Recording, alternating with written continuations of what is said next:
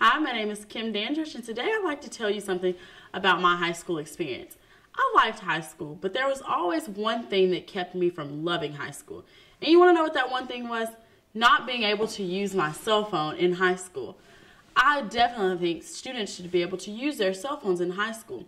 For example, one day we were sitting in my history class going over the lesson as usual. All of a sudden, the entire campus power went completely out. By this time, all the students, of course, were freaking out because it was summertime and it was very hot in the classroom. The principal began to come around the classroom and tell the students, "Get your cell phone out and call your parents and tell them to come get you. The school is shutting down." Of course, we all looked around. We weren't supposed to have cell phones, but at this time, the principal found it a need, knowing that all of us had them, to make sure that we got our cell phones out to call our parents. So therefore, cell phones should be used in classrooms because you never know what's going to happen. Just for instance, the power went out in my high school and the campus was very hot and we had to call our parents to come get us. We needed our cell phones because there were way more students in the classrooms in order to use the office phones.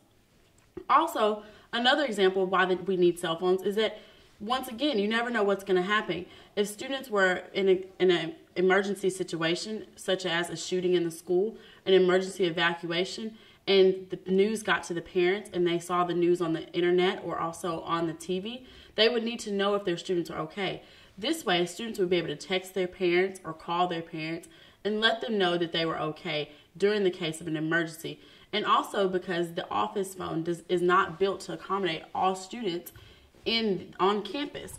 And I understand the problem where students and parents say that they don't believe that students should have the phones because it distracts from the educational environment. But at the same time, there should be limitations on how students can use those phones. For example, students and teachers should work out agreements where students leave their phones in their lockers, and for emergency situations, those phones would be available to the students if needed to contact parents during emergency situations. That way, if something happens, students would have a direct communication line between this phone and their parents. Cell phones really don't distract students from the educational experience because 9 out of 10, the student is still going to bring their cell phone even if there are consequences. During my high school experience, our cell phones were banned on campus. If you brought a cell phone on campus, you would get suspended, and also your phone would get taken away for 10 days. Granted, everyone still brought their cell phone. So as you can see, even though there are consequences, students still are going to bring their cell phones. So why not let the students bring them in the first place? Reporting for Journalism 330, I'm Kim Dandridge.